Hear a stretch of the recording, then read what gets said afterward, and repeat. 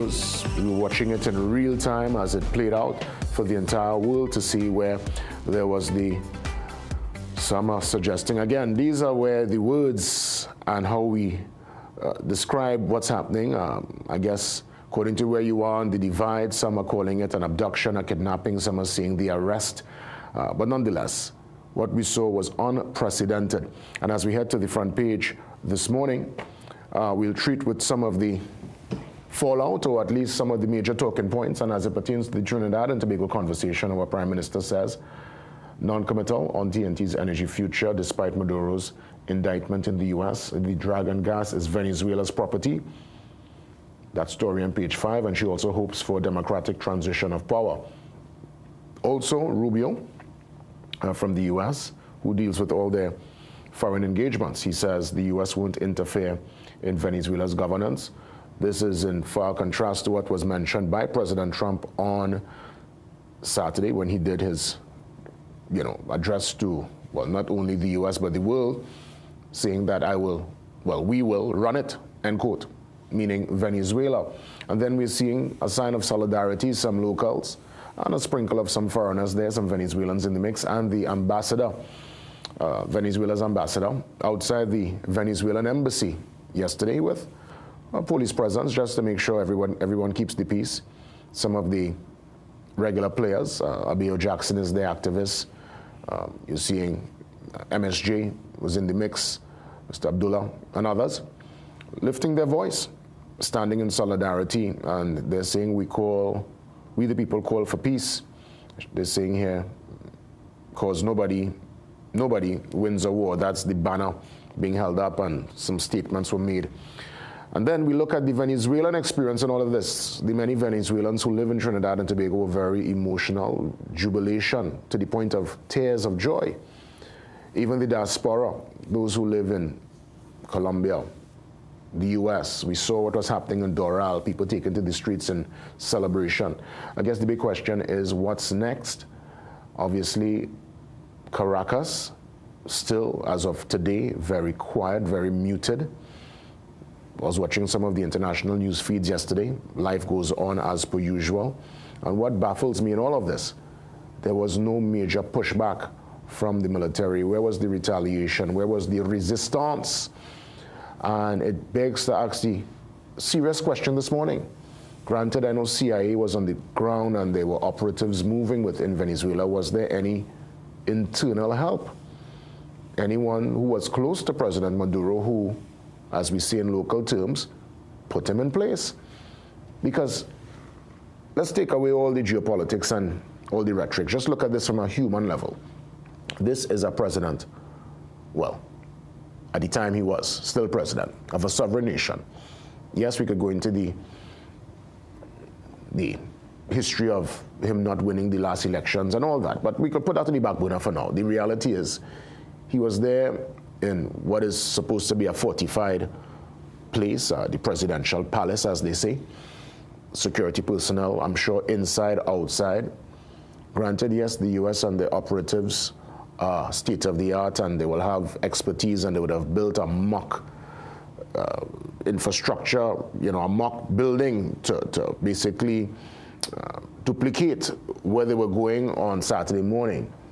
All the preparation in the world, it just happens so fast. And when you see at the time President Maduro going through Caracas and the crowds around him, and they're saying they will fight till the bitter end, and we are the children of the revolution, and their country was forged in blood, and they are the children of Bolivar. And that is the kind of language and rhetoric, and you're telling yourself, well, it's not going to be no kind of walk in the park, it's going to be a serious pushback. But he was taken, put onto a helicopter that took him to a ship, and the ship took him to a plane that took him to New York. So he went to bed Friday night in Caracas, and on Saturday night was going to bed in a detention center there in Brooklyn, going to be indicted today at 12 noon in New York City. So what a turn of events.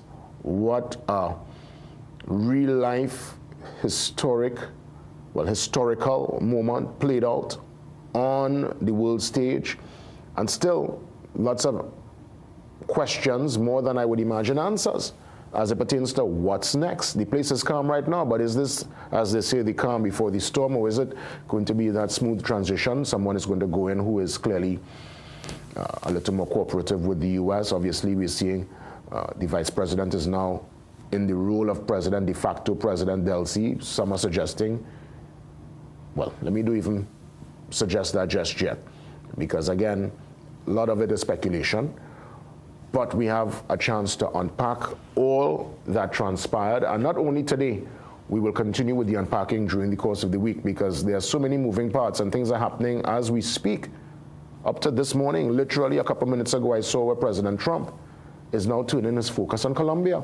Because, you know, their president is very outspoken and was in total disagreement. I mean, when I tell you, he rebuked the actions of Donald Trump, not only over the weekend, but for a while now. And they're going through, which is safely to say, a war of words. Will it escalate into more? We saw the Colombian forces more or less securing their border, because if there's any kind of civil unrest, any kind of upheaval, naturally people will spill over. They share a land border, and there are many Venezuelans who now call Colombia home. Trinidad and Tobago could also be on the back end of that. That is only if there is any upheaval and spillover. So again, the what's next is the grand question. And this is quite a development, Trinidad and Tobago. To share with me some perspective on this, international relations specialist, Mwale Henry. Who would have ever thought? Who would have thought? And I mean, he himself, high and mighty. This goes to show life. And even the mightiest of the might, at some point, there's someone who is bigger and better, and I hope even the superpowers remember that as we go forward in an ever-changing world. So again, I'll rest it there for now, because there is lots to unpack when Mwale steps in to give analysis of this development out of Venezuela, with the repercussions reverberating not only here in the Caribbean, but across Latin America. Let's head to the back page, see what's happening via sport. And a big win over the weekend for police. They whipped Rangers 3-0. That's, of course, in our local league. That's a game that happened there in Arima. So again, the TTPFL in full swing right now. Police actually top the table with 25 points, followed by Club Sando, 24 points, and Defense Force on 23 points. However, Defense Force with less games played. So Defense Force, after 9 games, they're on 23 points, and well, Club Sando and Police both played 11 games, and they have more points than Defense Force. So Defense Force, I would say, probably still got the advantage based on games played. In the Premier League over the weekend, big win there for Arsenal, and a draw for Man City takes Arsenal a couple more points clear. But the momentum, we'll have to maintain that momentum, because, you know, I'm not going to jump up myself and get into any zone of celebration. It's not over until we over the line. And we have come so close so many times and went through the breakout. So I'm going to be very cautious, but still great win. And I'm going to monitor that development for those who are into the international football. Of course, head-to-head, some track and field action here, and we're looking at the top stars of 2025. All the details here in the Trinidad and Tobago Guardian. Let's move to the brief on this Monday morning. Sea, sand, and seaweed. Oh my goodness. Some kids taking a nice last minute before they go back to school dip at Maracas there on Saturday, and well, seaweed, yes? Yeah, that's a new reality when you go to the beach. And well, local groups protest U.S. action in Venezuela. So that's a development there as mentioned. And back to the front page really quick before we get ready for the boss report. PNM stalwart Eddie Hart passed away over the weekend. So while all this was going on, Eddie Hart, whose name is synonymous when it comes to community football. I myself, as a child, with Miss Tiwi's team in Komoto FC, myself and Bunji, Ian Antonio Alvarez, he was the left back, I used to play on the wing. We were part of the Eddie Hart Football League. As you know, I spent the formative years in Irene, but then we moved to Komoto when I was around 6, 7, thereabout. And it's during that time in Komoto when I was going to primary school in Arima, Miss Gasapi Prep School, with another stalwart, Undine Gasapi. real stalwart in the Yarima area. We used to be part of this Eddie Hart League on a Saturday, and we used to look forward.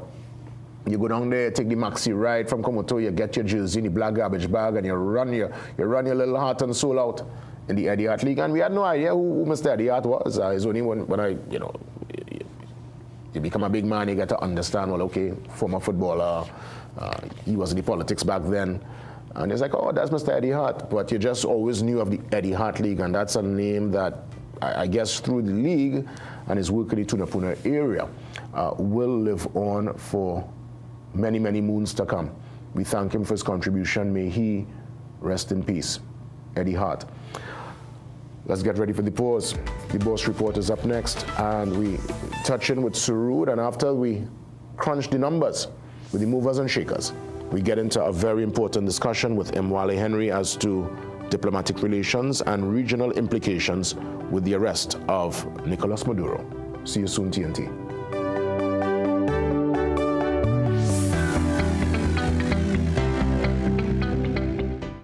Embrace the power of rare medical-grade Manuka honey with Manuka Derm.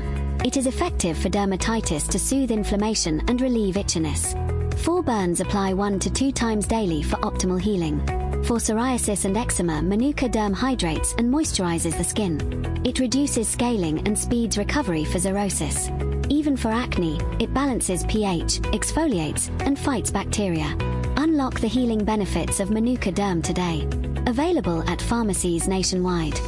You can make your goals unfold, go get it. You can live your dream, join the team, let's do this. You can get the help you need to succeed with Rand Credit Union. You can believe that you can achieve. Big goals, small ones too. Rand Credit Union, we've got you. No more waiting, that won't do. Make someday today. One life, so make it good. Live the way you know you should. With Rand Credit Union, yes you could. Make someday today. Live your best life today with Rand Credit Union. Parents will do it, they'll go to work, have a day, bro, and come on and take that stress out on you. Welcome to another episode of Manhood. Everybody will do what they need to do to get what they want. And if they can't fit in to the norms, then what do they do? They're surviving. Not everybody wants to kill me because I might be all kind of thing, but I think I'm a good person. The aspect of a mentor seeing something in you that you can't see in yourself. Check yourself, because you shaped that generation.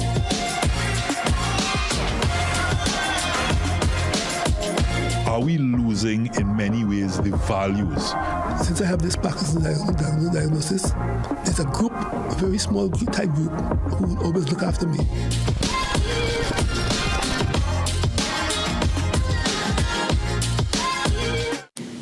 Some of us like to test limits, but there won't always be second chances. Obey the speed limits. Maybe you don't value your life, but others value theirs.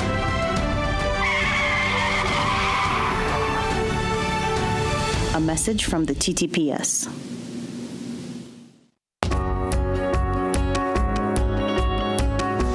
Sportsmanship is when an athlete walks off the court and you can't tell if he won or lost because he carries himself with pride either way. This quote is an embodiment of sport, and for me, sport is an embodiment of life. We are where you are.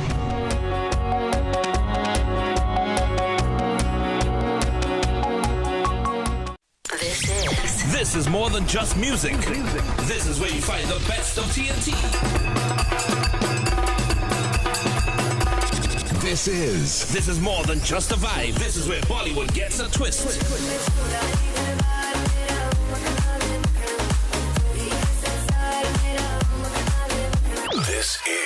This is more than just energy. This is Bhangra and indie pop too.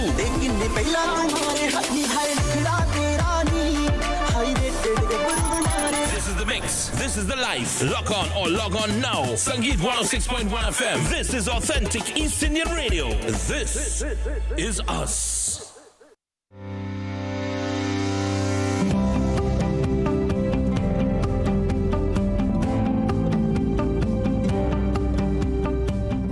Well, It's the first boss report for 2026. We want to welcome Sarud and we thank him for all the great contributions from 2025, and we look forward to more in 2026. Happy New Year to you and your team, Sarud. Welcome.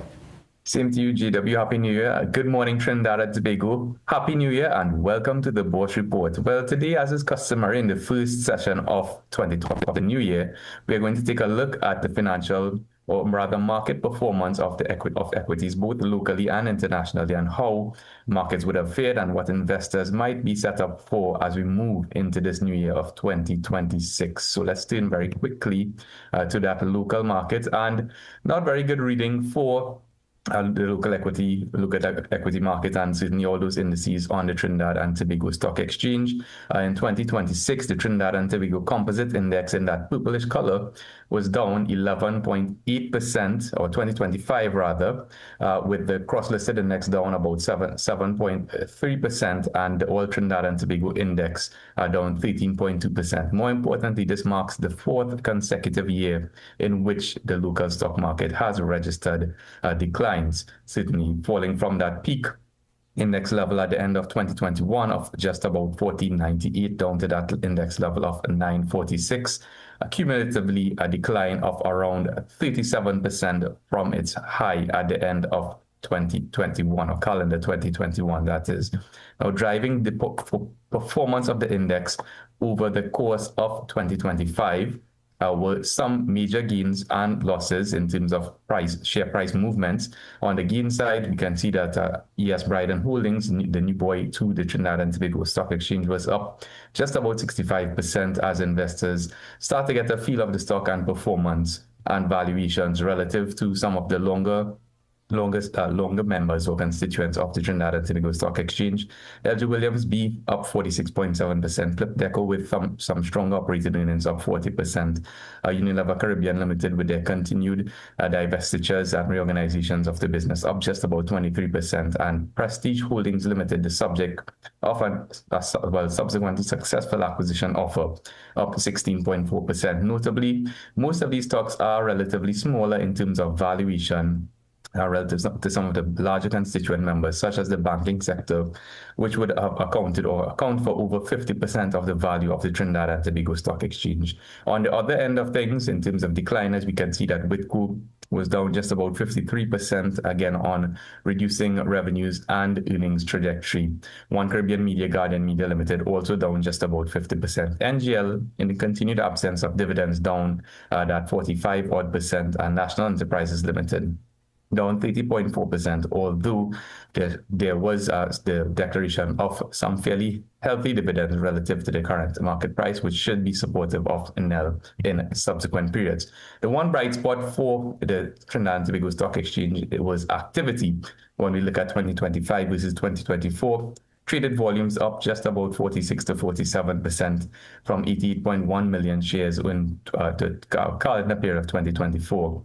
To just under 130 million shares traded in that calendar period of 2025. Traded value also improved just about 18% from 840 odd million in that 2024 period to just about 994 million. But certainly several headwinds, of course, would have presented themselves to equity markets locally in 2025, and they may prevail in 2026, as we'll discuss shortly. Internationally, the US market certainly would have advanced fairly significantly, up just about 16% when measured by the S&P 500 index in that yellowish line, after a fairly turbulent start with, of course, tariff tantrums and pronouncements and tit for tat in terms of trade tensions, certainly weighing on markets in early 2025. That would have subsequently recovered as those tensions seem to thaw out, as well as the beginning of interest rate cuts, which would have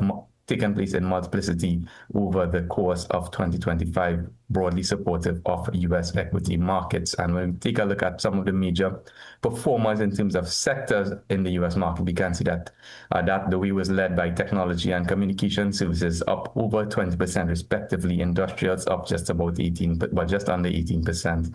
Financials also in double-digit gains, as well as utilities and healthcare, with materials and consumer discretionary stocks rounding out the end. Energy up just about 4.4%. And of course, that's going to be a very interesting sector to observe in 2026 as the energy landscape shifts dynamically with fairly big news in Venezuela, of course, to start the new year. At a regional level, there was improved performance, significantly improved performance, well in excess of the U.S. In fact, with Asia ex-Japan up 29% in U.S. dollar terms, European equity markets up just about 32% on average, as well as Latin American markets after a fairly dismal 2024, declining 28% in the steel color, up 45.6% in 2025. Now, in terms of economic drivers, or equity drivers rather, for 2026 at the local level, of course, macroeconomic conditions are going to play a major factor in investor sentiment. We're talking, of course, about inflation, rising levels of debt, and of certainly the changing geopolitical landscape and energy landscape, which again, with our neighboring countries having had some significant changes, will that change the outlook for the local energy sector in terms of international relations and bilateral relations with Venezuela? Rising domestic interest rates are also going to play a factor, where generally rising interest rates tends to have a cooling effect on equity markets, and certainly interest rates at the domestic level have been increasing. Earnings trajectory is a big question mark as we move into 2026, certainly with several change policies coming out of the fiscal 2026 budget, notably the asset levy, as well as increased processing fees at the port level, among other factors which could weigh on discretionary income and overall have an impact on earnings for some of the major constituents of the Trinidad and Tobago Stock Exchange, including banks and insurers. Of course, at this particular point in time, attractive valuations relative to historical norms are evident, and that might play some role in terms of enticing longer-term investors looking at the Trinidad and Tobago Stock Exchange and some of its constituent members and thinking about making a long-term investment in the future of Trinidad and Tobago. At the international level, slower GDP growth, as forecast by the IMF, could weigh on international markets. Of course, there are continuing interest rate cut expectations, with at least one interest rate cut in the US expected over the course of 2026. Trade policy normalization is another factor that should be broadly supportive of equity markets at the international level. And of course, geopolitical tensions, which seem to have raised their head once again, could be or influence the direction rather of equity markets as we move into 2026. So next week, we're going to take a deeper look into the forecast for both local and international equity markets and put some numbers to that, to the particular direction and some of those drivers that will be influencing markets in 2026. Well, that's it for this week's edition. For more information, you can give us a call at 226-8773 or 2BOSS.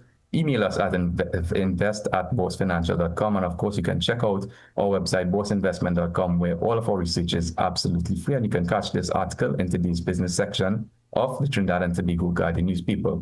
So until next time, stay safe, happy investing, and again, Happy New Year, and we'll see you again on the Boss Report.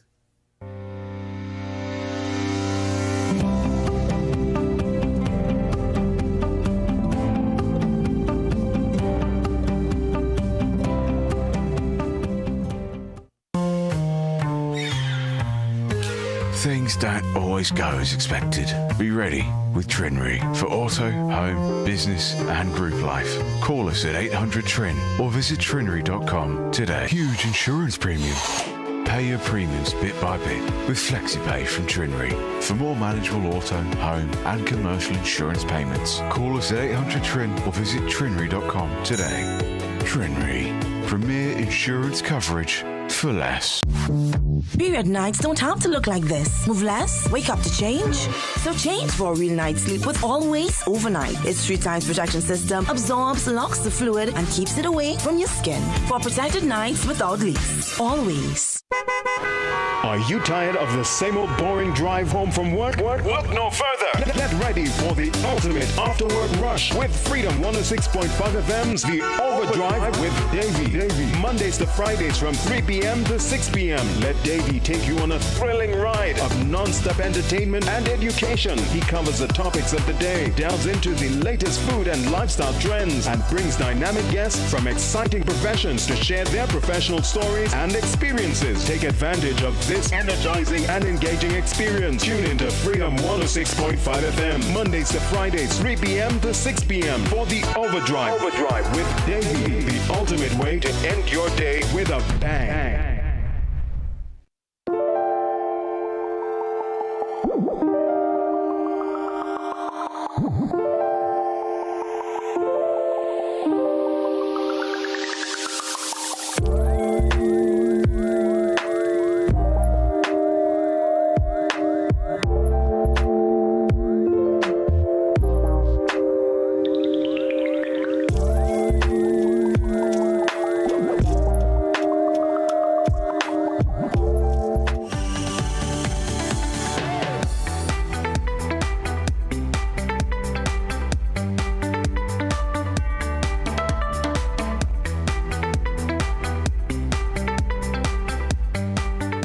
As promised, Mwale Henry joins me on the Zoom line, International Relations Specialist.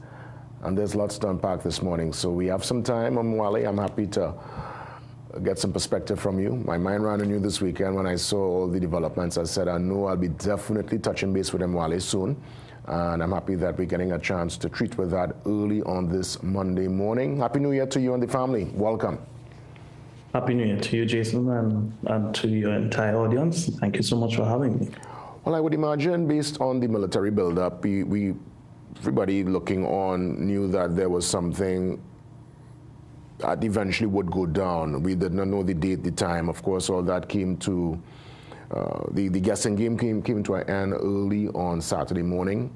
And we were all, well, we woke up to the news that President Nicolas Maduro was arrested. Some are labeling it as a kidnapping, abduction. My question to you, what are the immediate repercussions, the medium, short, and long-term impact of such an action? And is this going to bring about any repercussions down the road, you know, as it pertains to relations within Latin America? Well, Jason, you know, I will start where I ended the last time we spoke. I believe it was the week of the 20th. We had this conversation.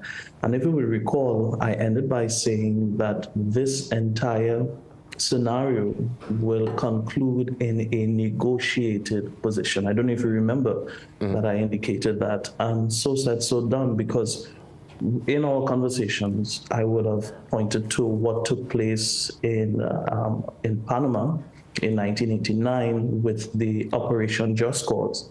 If you will recall, this movement of troops, I think it was over 27,000 troops in Panama that removed Noriega. This war occurred in December, but his surrender occurred on the 3rd of January. To the date, so, to the date. To the date. So similarly, you know, I always tell people conflict and war is shaped by history, but it's managed by accountants. I'll say that one more time. Conflict and war is shaped by history, but it's managed by accountants. So whenever political movements are taking place and major decisions are done, history is reflected upon, and it is shaped by what took place. So when we saw the movement of naval assets within the region and the buildup, it occurred in the month of December.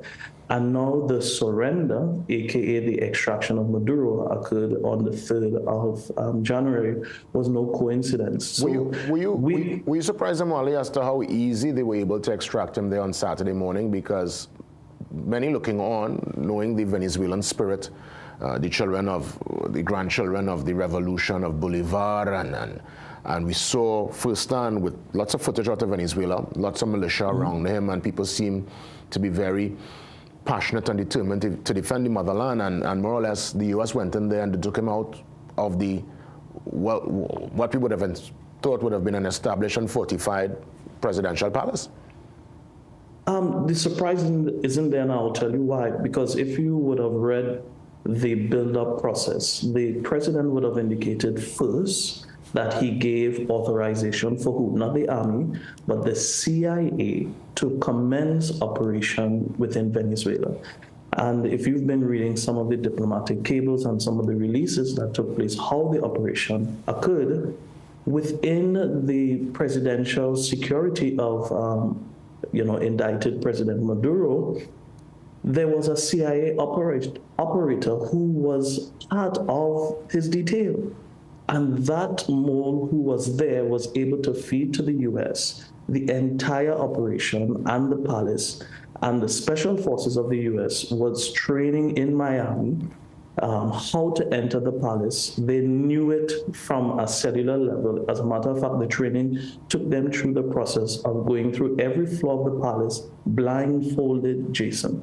So they knew that place intimately. So when the military action took place, you would also realize that the explosions that happened was part of a kinetic destruction. And we'll talk about this kinetic phraseology that is being used by the Minister of Foreign and CARICOM Affairs, because that's the exact language that's being used within the diplomatic channels of the release of the intelligence report. So this entire kinetic action took place as a distraction while special forces were able to move in and to extract Maduro with quick haste, with the casualty of Cuban military personnel. So the surprise isn't there. That entire process was built up. And the purpose behind that is to have an economic outcome. Because truth being told, you don't need a fleet of armada to remove one person. This is just the first stage. The second stage clearly is a negotiated position. And the President Donald Trump made it quite clear that they require favorable access and commercial arrangements to Venezuela's energy outputs. Yeah, so obviously we'll get to that, because clearly with that particular statement being made on Saturday, and even before that, statements were being made by Republicans in the U.S., but the the president clearly said that we're going to run it. We are there to get back what is ours. They're going for the oil.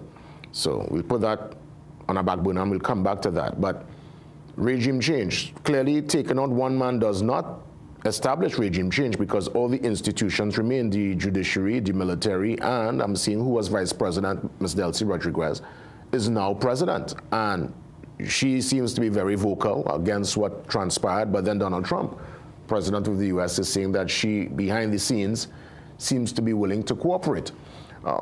What sense do we make of all of that's what's happening right now as it pertains to the governance? Who is in charge of Venezuela as we speak? Well, by the admission of both the Secretary of State, Marco Rubio, and President Donald Trump, is Vice President Delcy, who, based on the Venezuelan Constitution, would assume that role and function as president or acting president. But I'll tell you this, what is even much more curious is, some people say they are surprised that this is the outcome, but the writing was clearly on the wall, because if you understand to your point, the history and the complications and the complexity of the governance model right now in Venezuela, the US clearly has made a calculated decision that an onslaught war or military conflict in Venezuela is not in their interest. And President Trump has already announced and has displayed by action that he does not have an appetite for boots on the ground or in internecine war, because what Venezuela brings to the table is not just a large geography, but the asymmetrical war that they would display. The US military will find some challenge fighting that type of guerrilla war, and that's going to be taken into a long period. And we have to understand the domestic considerations that Donald Trump is also calculating. With midterms around the corner, he does not want to find himself bogged down in that type of conflict. So what we need to remember is our region, and more so Trinidad and Tobago, has found itself in its foot in its diplomatic mouth, and I'll tell you why. If we believe that this exercise was about democracy and dictatorship and stifling of human rights, how is it now we have the same administration, the same Delcy, the same generals, the same cabinet that is in place? And that position has not been negotiated away. As a matter of fact, the President Donald Trump would have indicated to the entire world that his secretary would have been in conversations with who? Delcy, Vice President Delcy. The same Delcy, a junior minister, indicated that India would nuke, all right? The same Delcy. So we found ourselves back into this very untenable position. And just like the former Prime Minister Patrick Manning indicated, whoever answers the phone is the person who's in control. So in essence, the Republican Senate and representatives admitted the mere fact that the general was not removed, there was not a delinking of the Maduro regime, tells us that President Donald Trump has made a strategic decision that conflict and an ongoing war is not in his interest, but to negotiate commercial arrangements. And that's the synonym of international relations. Well, it begs the question, is Delcy complicit in all of this? Because we all know that Donald Trump is famous for being the man who can make a deal. He understands the art of the deal, a deal maker, a businessman, as it were, before he became president. And I wonder if what we're seeing playing out would have been part of negotiations, even some of the rhetoric we're hearing from China and Russia, which at this point is just words. Many of the, I guess, I wouldn't say conspiracy theorists, but there were many who believed in their heart that there would have been a strong response from China and Russia would have come to the defense of Venezuela, but the international community is quite muted, from EU to the Prime Minister of England and others. They have not really much to say on this development. And which is a stark contrast to where we found ourselves, about 7 years ago. So let's look at the history. Before, we had a strong stance by, as you said, Europe, Canada, who were against Maduro and were openly saying we require regime change. Then comes the Montevideo Accord. Chile begins to soften that position and talk about diplomacy. Here we now re-enter Donald Trump, who is speaking quite clearly that he requires regime change. And then this action takes place, and then you see a very lukewarm response by European unions. They all say the anti-Maduro lexicon, he's a brutal dictator, etc., etc. But they hedge their approach. And the reason why they're hedging their approach, because they couch their language in international terms by saying rules-based orders, international law, because they are uncertain. The mere fact that the military is in place, the generals are in place, the cabinet is still in place, tells us that this is not a regime change. And for that to take place, or that the lack of it taking place, tells us clearly that many of the partners in EU are not in agreement with the methodology and the approach that President Trump took. And again, the only allies who are giving, a full-throated endorsement of this response are Argentina and Trinidad and Tobago, sadly. Well, let me go back to what you mentioned as it pertains to international law, because international law seems to be null and void when it comes to certain superpowers, and I guess everybody else who are not really in that position of dominance will have to adhere to international law, because I wonder if, looking further afield, this will give China the bravado to step up now to Taiwan, if this will embolden Putin and his particular push with Ukraine. And everybody seems to be looking to lock their part of the hemisphere and secure their particular interests, because clearly international law was broken. He did not, President Trump, get permission from Congress, who are the sole body there in the U.S. to really determine what indeed was a military. Even though they're saying it was a law enforcement exercise, it was still done with the U.S. military. Yeah, and we are seeing that duplicity taken in in Trinidad and Tobago's diplomatic language by saying it was a kinetic exercise and kinetic action that occurred.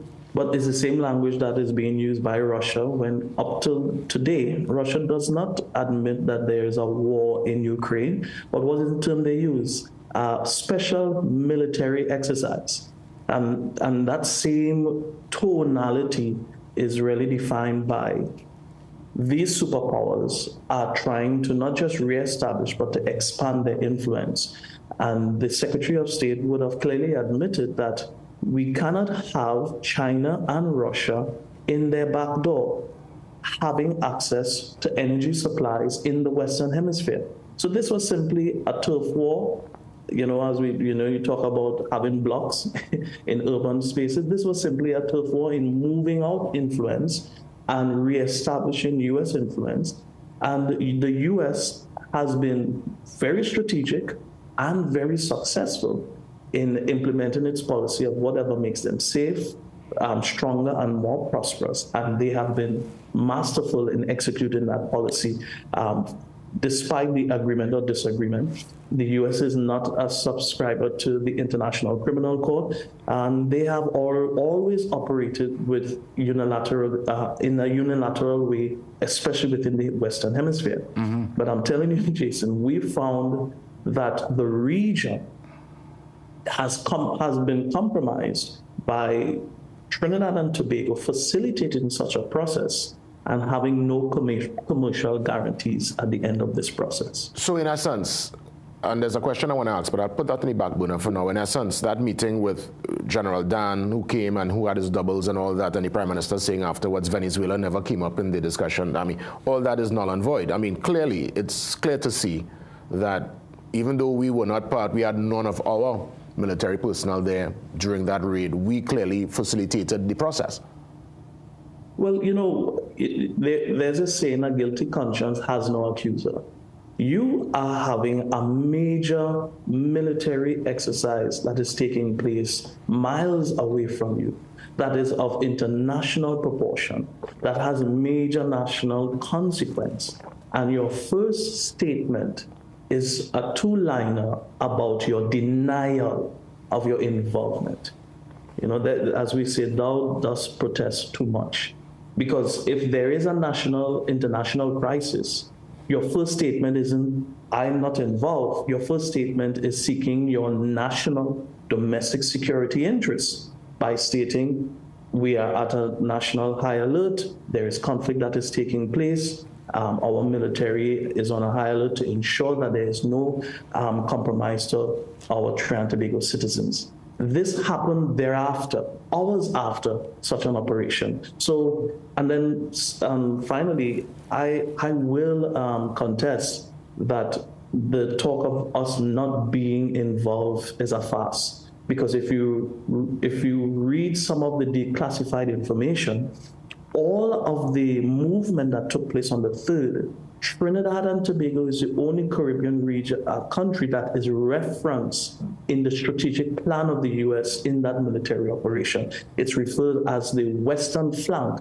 of Venezuela, because in the event of any escape or any movement out of the region from outside, because if you look at the geography of Venezuela, you have the port process, which would be Caracas. Then you have the western flank, which would be Gulf of Paria. The military would have described that they had that area under blockade and surveillance for any escape by a submarine or Russian assets.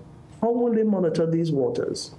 Because these aren't international waters, Jason. So we have to kind of demystify and move ourselves away from the fact that we were strategically a part of such an operation, and we provided access to the U.S. to execute such an operation, which was very, very skillfully executed.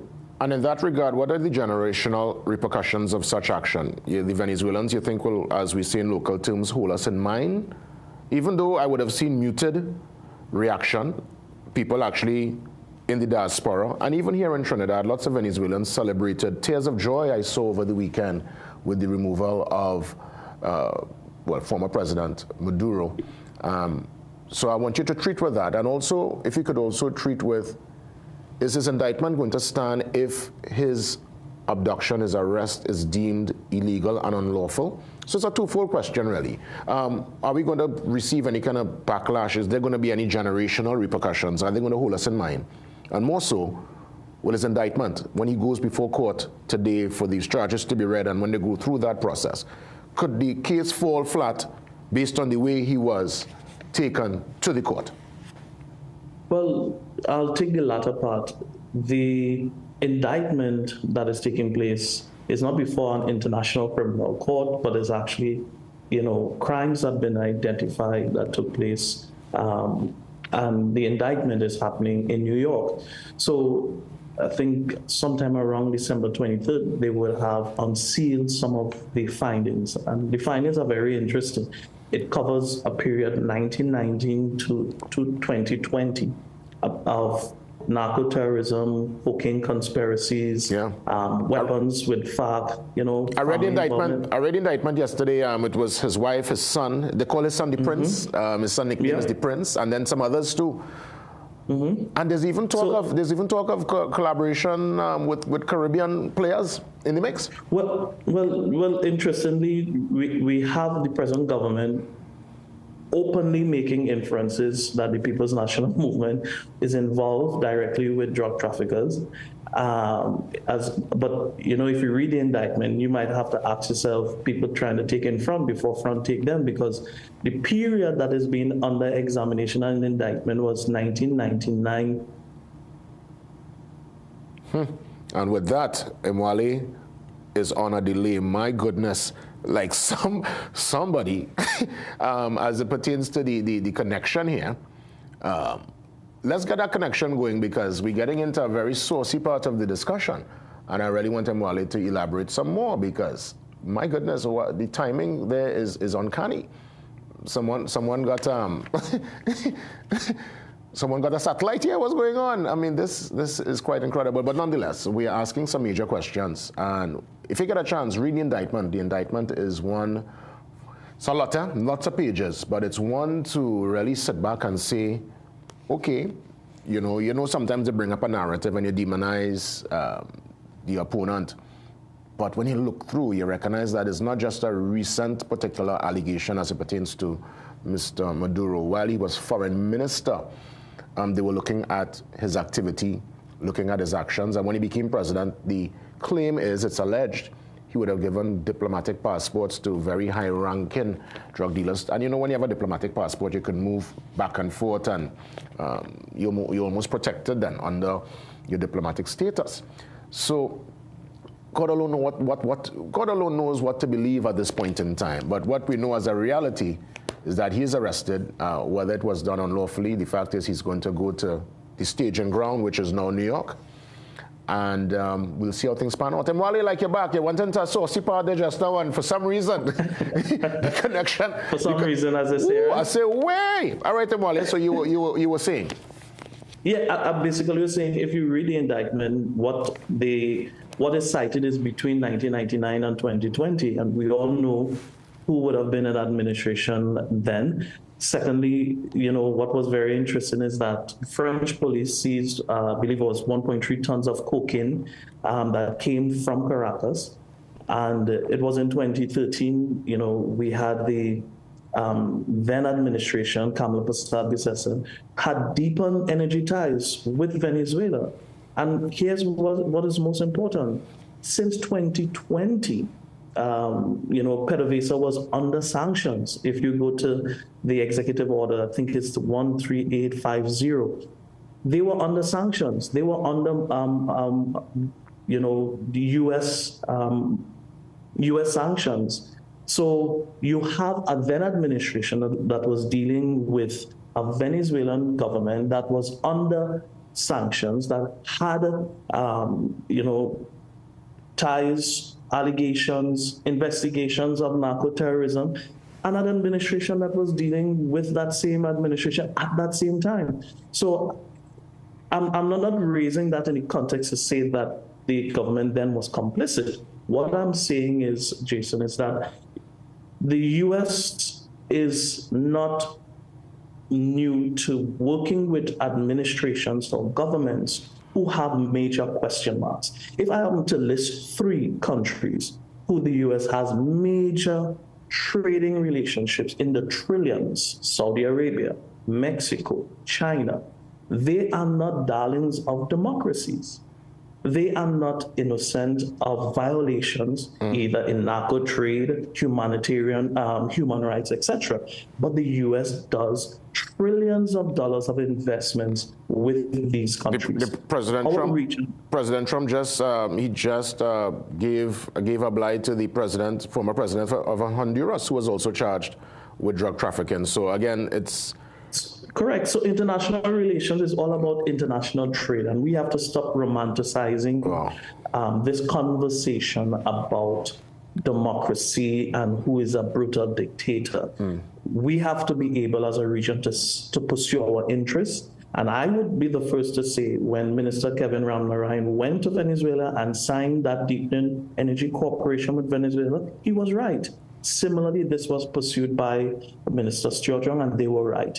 What we need to realize, and what my fear is, Jason, is that Trinidad has placed itself in a very compromising position because we have to deal with the same DLC, the same administration, and the sad part about it is, what is our next step? Because America is advancing its interests and is successful at its advancement.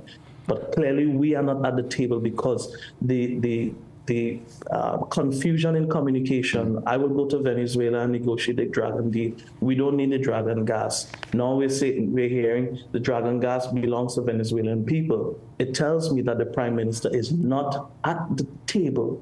She's on the table, and the government is just part of the meal. Amali, we have to run now, but literally in the seconds that remain, could be either yes or no, and I want us to elaborate whenever we chat again. The first question towards the end, you think there will be generational repercussions? A quick yes or no. We have about 10 seconds. The short answer is yes. The same strategy that's happening in Russia is going to be happening right in our region. And the U.S. presence is going to be long-lasting. So this is just phase 2. There's more to come. Wow. And Wale, all the best. Let's touch base soon, and we continue to look at all the moving parts in this very fluid story. All the best. Okay, take care, Jason. Have a great day.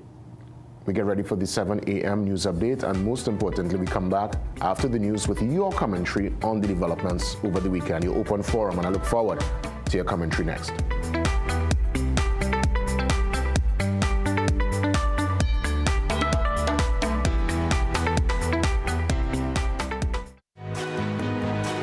A mortgage is what helps you turn your dream of owning a home into reality. First Citizens helps you plan for every other cost, such as insurance, maintenance, and utilities. Mortgages build equity, offer long-term investment, and give you freedom to make the space yours. First Citizens is here to help you understand your first steps to a mortgage. First Citizens.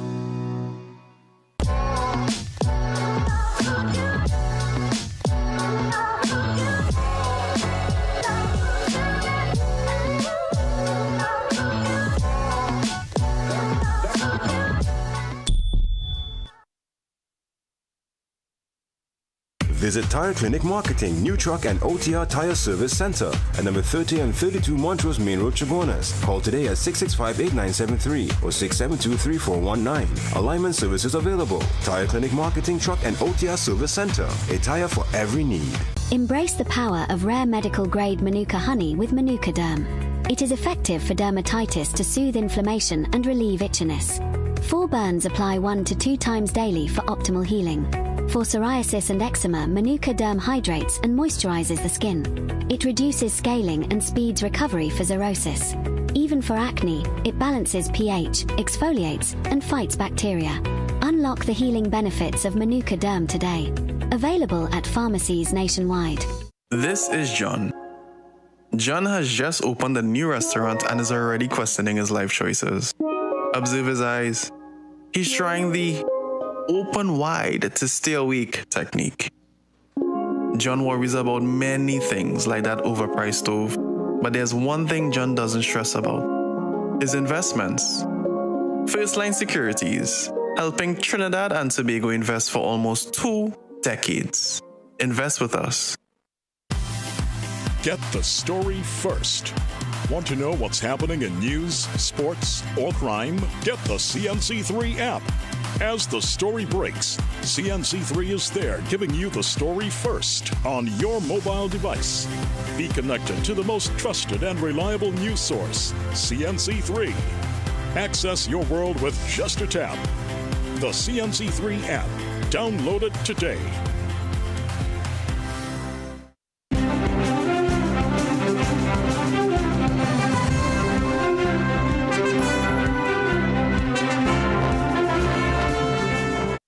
Good morning, I'm Soini Gray with headline news on CNC3 and the TBC Radio Network.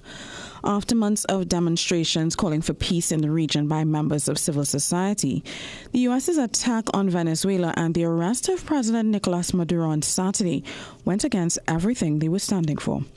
Some 24 hours later, a small group of members from 10 civil society groups joined the Venezuelan ambassador Alvaro Sanchez Cordero outside the embassy to condemn the U.S. action and labeled it a threat to sovereignty and self-determination that can further cause political destabilization and regional instability. The U.S. footprint is never neutral. It leaves behind shattered economies, destabilized regions, mass death, displacement, and generations forced to clean up the wreckage of someone else's bold-faced greed and unchecked ambition. And even though Prime Minister Kamala Persad-Bissassa publicly stated that this country is not a participant in any of the ongoing military operations, social activist Abiyo Jackson says any government that enables imperial aggression, whether through rhetoric, policy alignment, or strategic access, stands on the wrong side of history. The Prime Minister says she is not surprised that the U.S. indictment document against Nicolas Maduro claims that Caribbean politicians aided cocaine traffickers. The document says trafficking along Central American and Caribbean routes was sustained because traffickers paid politicians for protection. It also says they used those illicit payments to secure and expand their political power. On Sunday evening, Persad-Bissassa tells CNC3 News she has no doubt that many respectable and celebrated people across all sectors of society will be exposed. A stark warning this morning for citizens: occupy state-owned housing illegally and you will find zero government support. The administration is drawing a hard line on squatting in Housing Development Corporation properties. Housing Minister David Lee is firing back at former Housing Minister Camille Robinson-Regis after she branded potential regularization plans as political hypocrisy. It follows revelations by HDC Chairman Feroz Khan that an estimated 1,000 properties valued at $500 million are illegally occupied. While Khan had initially proposed regularization, today Minister Lee claimed the HDC board was misled by an outdated policy drafted under Robinson-Regis' tenure. The government's new directive is clear: regularization is off the table and squatters will face full accountability. Individuals who illegally occupy HDC homes will be removed if they occupy those homes by breaking into those homes and taking occupancy. That is a no-no for under this government. We will not allow that lawlessness. Those were your 7 a.m. news headlines. We'll have another news update at 8 a.m. on the TBC Radio Network.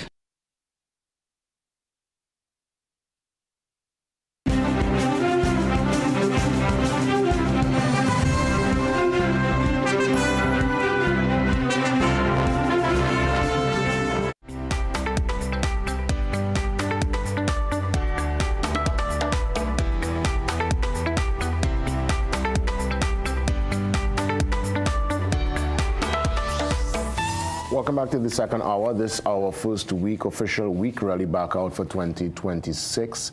To the students heading out today, have a great one. Yes, the teachers, have a great one, a great term. Speaking about the teachers, we got the tutor president. He's here with us later on. That's Crystal Ash. And then during the course of the morning, Nkosi Phillips, political leader, Unity of the People, to treat with the THA elections. But let's head to the lines open forum time. Good morning. Shugona, say live. Yeah, pleasant good morning, Jimson. Good morning. I like that side. Yeah, thanks, man. All right. Yeah. All right. Guess what, Jason? Let me tell you something. You saw the jubilation yesterday. When I watched the news on Saturday, the CNC3 news on Saturday, the jubilation and the joy, not only by the Venezuelans down here, but by extension in other places. If it is that you look on CNN, right, you would see what's going on. You feel these people would feel advantaged, victimized. If it is that you feel these people would feel like that, if it is they didn't know as to exactly who was running the country. Understand what I'm saying?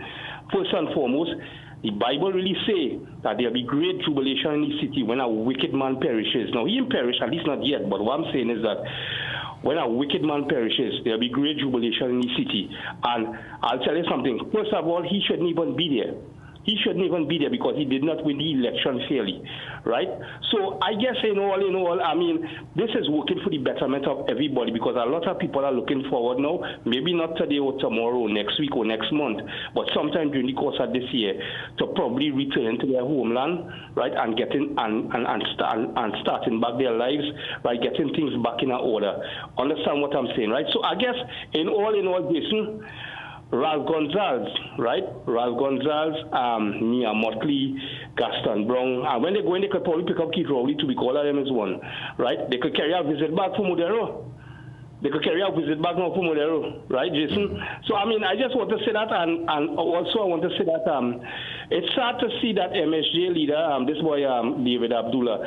David Abdullah was out in arms. He was frustrated when to see what this whole situation with Venezuela, when all these people were coming here for the COVID and whatever the case is, right? He was saying that Modero was doing a wrong thing and this and that. Now all of a sudden he on Modero's side with this Trinidadian girl here. Anyway, what I'm saying to him, it's sad to say, Jason. It's sad to say. Let me say this. It's sad to say that when a man realizes that he's no longer worth anything, he just wants to be relevant as best as he could.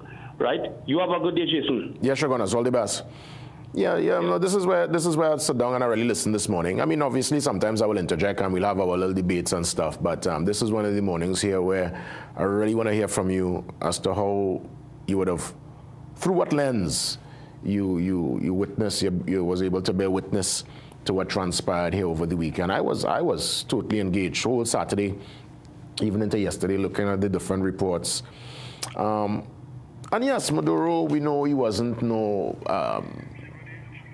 let me hold us straight on the comment and let me hear from Diego Martin and I'll touch base after. Diego, good morning. Good morning, Jason, and to all your listeners. A divine 2026. Welcome, Diego. For everyone, every citizen in Trinidad and Tobago. A couple of issues, and I want to reflect back on some of the major issues to do with the judiciary and the LATT. We have to reflect on the Court of Appeal that made a damning judgment against the Chief Justice in respect to Cesar's. We still haven't resolved that issue to my liking. The other thing was a judgment against the LATT of Trinidad and Tobago by the Appeal Court of Trinidad and Tobago with respect to an MP and attorney by the name of Rambali. Apparently, the LATT disciplined him, and he was under some serious constraints by the LATT. And the appeal court ruled that their disciplinary action and the protocol was flawed. And I want to go back to the former AG, a gentleman by the name of who is now a Justice of Appeal in the OECS, where that same LATT made a judgment and said he was a good boy. So the LATT, they have not come out and respond to the Court of Appeal, what they say about their own operations. I thought they would have done that forthwith and revamp the whole disciplinary committee. Well, they go. And a lot of this disciplinary committee I believe, are people who got SCs recently. Well, you know so what? the LATT is complicit with respect to their own operations. I've gone this morning, Jason. Are we good? Yeah, of course. We'll be always good. We always good, man. We'll always be good, man. You know, we could disagree. We do have to be disagreeable, and that's the beautiful thing about democracy and being able to, you know, establish different points. And when the point is a different one, I think that's when the conversation is really sweet. But I'll tell you this: we'll try to probably contact someone from the Law Association to probably answer some questions on that particular claim. Who's out there? Good morning. Good morning, Jason. My friend from the Southland, man. It's Pleasantville, right? That's right. Yes, I know the voice. Right. Great ahead, my brother. Listening. Yeah. Jason, what concerns me? This is a very this is still a very unstable and unpredictable situation that we're in right now. We don't know what's going to happen. You know, when Trump wakes up tomorrow, what's going to happen? But we know that Maduro is supposed to make a court appearance today. Yeah, 12 noon. 12 noon. Anything can change, you know. We are smack in the middle of this, and we have no say in this at all. My concern, Jason, is that our Prime Minister, her absence in all of this, in speaking to the people and addressing the people to allay some of our fears, because we've seen that reports where there's increased activity in Tobago with this radar situation. I don't know whether this is the only radar we have in the country, or whether we have always had, to my knowledge, we always had radar services in this country, and whether this situation is why isn't the Prime Minister coming out and facing the public? Having a proper press conference like everybody else is doing all around the world and in the region. Yeah. I'm concerned about her absence. I don't know whether she's hiding in a bunker somewhere, whether she's worried for her life because of the threats that she was getting. But you are the Prime Minister of a country, and you cannot continue to sit behind your X account and communicating with the people. This is serious, Jason. So I don't know how the country is looking at this, and where we're going from here, because this to me is total disrespectful. You're hiding, you're continuing to be protected in the parliament from questions. This to me is unacceptable, totally unacceptable. Thanks. All the best, Pleasantville. You know, Pleasantville is making, to me, what's a very solid observation. If you look at Barbados, their Prime Minister, Mia Mottley, she did a Christmas address to the nation. I saw that on her Instagram feed. And then when there were some delayed flights with the activity that transpired, because there were some delayed flights, she did another address over the weekend. And I'm saying to myself, how come, even if it's just a Christmas greeting and New Year greeting, we have not, to my knowledge, if anybody, if it happened and I wasn't here, please let me know. But did we, since the Prime Minister got into office, was there any kind of official address where you sit and there's a kind of, you speak to the nation? And I hope within the next couple of days, whoever's looking, and if you have an audience with the Prime Minister, please reach out and let her treat with that immediate. I think even if it's just to address the nation, people want to see the Prime Minister, and they don't want the communication to be just a Twitter communication. Even though many leaders across the world, that's how they communicate now. Social media is indeed a very important platform, but people just want the old school now. You sit down, you have a little Trinidad flag behind you, and you sit down by a desk and you talk to the nation. Let's head to Locketa. Good morning. Hi, good morning. Welcome. I just want to say my little take on this. Just imagine 2 days before Trump went in there to take out Maduro. You know, he wanted to talk, he wanted to have a conversation, and that didn't happen. So I just want people to know, today you're up and tomorrow you're down. Some people that feel when they have something on the control in a place, they're all everything is on them. But not so. God gives it and He takes it back. Right? You're up tomorrow, you have everything, and in no time at all, you could be flattened, you could be down. That is what happened to Maduro. But look how much people, look how much Venezuelans talking about this man. This man was not easy, man. This man has been torturing people over there, do so much of things because there is own people talking about it, what he did. He did real things to people, and you see, he is done now. He is done now. So we have to commend, we have to be glad that Trump did what he had to do, because people were suffering over there. Plenty people suffering and crying, and they have nowhere to turn. So they all over the place. But now we have time now. They say they could go back to their country and fix it. Make something of yourself, and that is what's important. Thank you, Lockett. Thank you very much. You're welcome. And I would imagine that's why the response would have been so muted, because, you know, here it is you're thinking there would have been this big upheaval, people taken to the streets to defend the president, and it was the polar opposite. People seem to be very, very kind of in a relaxed, well, I wouldn't say relaxed, they're in a kind of wait-and-see mood in Caracas and beyond. Let's head to Central. Final call for the morning. Good morning, Central. All right, Jason. Pleasant morning. Like I get first and last this morning. All right, so here what I want to correct here.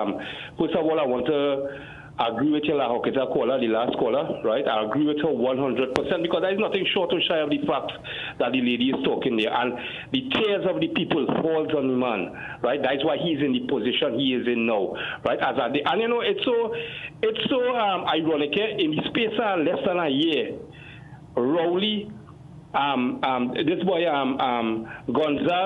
Ralph Gonzalez, and this one now, with these big fish, this is the tip of the iceberg. 3 of them come and fall in less than 1 year. Look how God this work things there. But I want to correct first and foremost. I want to correct your caller from Pleasantville.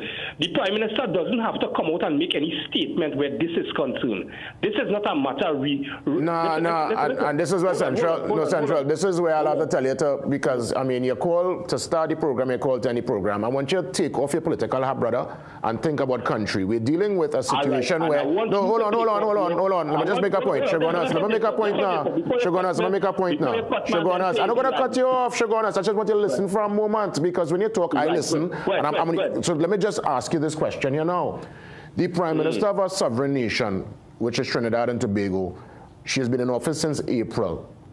I'm just saying that other prime ministers across the world and presidents and leaders, whether it's the end of the year, Christmas, there's an address to the nation, and there's a particular communication with the people. Our Prime Minister, she has not done a post-cabinet meeting in months. You're sending junior ministers to treat with a situation that is of national and regional importance. So don't come and tell me this hour of the morning and defend that scenario that she should not address the nation. Let's be real. Because if it was on the other side, brother, you would have been very adamant about it. Right, Jason, you listen now, right? Yeah. Remember I would have talked to you last year about playing smart with foolishness, right? So I'm telling you the same thing now. Stop playing smart with foolishness, Jason. She has a Minister of Foreign Affairs that she could have sent to CARICOM to deal with matters. Okay. She didn't have to go herself. Oh, okay. Nice. Okay, right. Nice. Okay. Right. Listen to me good, right? Because listen. Go ahead. If Rowley had sent somebody, you know you would not say nothing. You know that, right? Anyway, no. I know, no. Put that aside. A junior minister could more than come and say and give a statement where this is. The nation don't want to hear from no junior minister right now, Shogunas. The nation doesn't want to hear from no junior minister. Where's the Prime Minister? Where is the Prime Minister? You don't want to hear from him. So hold on. You don't even want to hear from your own Prime Minister? You don't want to hear from her? What you want to hear? What you want to hear, Jason? You don't want to. So what is a job? And if you are the top of a food chain, you are in charge of a country. Is not your duty to talk to the people of the country, bro? What you wanted to say to the country? Let me ask you a question. What you wanted to say to the country that the country does not already know? The woman has already made a statement, and she said that Trinidad is independent of this. You see? Are we ready? Are we? Are we though? Yes, you want to. Shogunas, are we? So hold on. Are we independent? Let me ask you a question. Let me ask you a question, Shogunas. Yes, sir. Yes, sir. Let me ask you a question. Here we're going on, Shogunas. Have a great day. Have a great day. Because we are making no sense. And let me tell you something about Shogunas, about this particular caller from Shogunas. This man got my personal number, you know, and called my time. We had a normal, cordial conversation, and I tell your partner, anybody else in media that you call without me giving you your number, they will burn you out.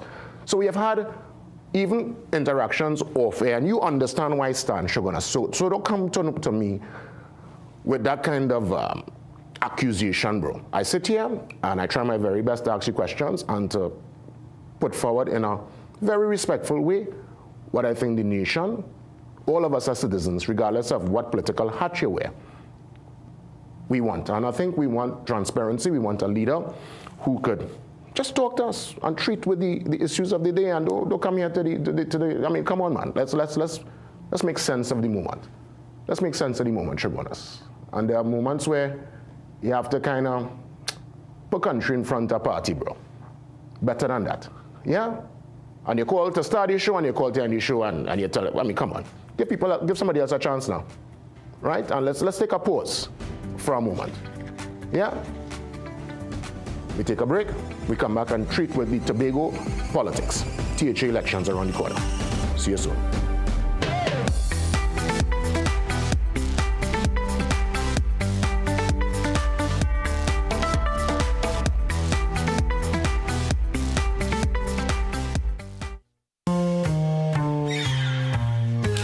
Things don't always go as expected. Be ready with Trinry for auto, home, business and group life. Call us at 800 Trin or visit trinry.com today. Huge insurance premium. Pay your premiums bit by bit with FlexiPay from Trinry. For more manageable auto, home and commercial insurance payments, call us at 800 Trin or visit trinry.com today. Trinry. Premier insurance coverage for less. Struggling with blood sugar swings, high blood pressure, or stiff joints? Take control with Aja Nutrition's powerful wellness trio. Berberine Plus supports healthy blood sugar. Blood pressure support helps keep your pressure in check. And Joint Aid keeps your joints moving so you can stay active every day. Don't wait. Choose Aja Nutrition for trusted, effective solutions. Available at Pennywise and leading pharmacies nationwide. Feel better, move better, live better with Aja Nutrition.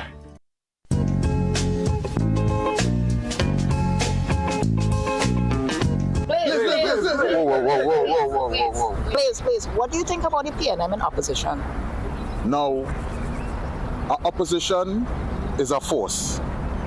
So if the opposition opposes our next opposition, is it really an opposition? Do you think Barry will be able to give water to all? Okay, for that question, tune in to the rundown on CNC3. Wednesdays at 8 p.m. every Wednesday. Yeah. All right? We're going. Are we doing People's Work? Yeah, where? No, People's Work. It's done on CNC3 on the rundown.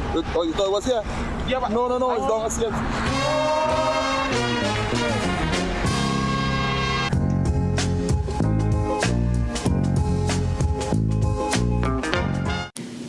Some of us like to test limits, but there won't always be second chances. Obey the speed limits. Maybe you don't value your life, but others value theirs.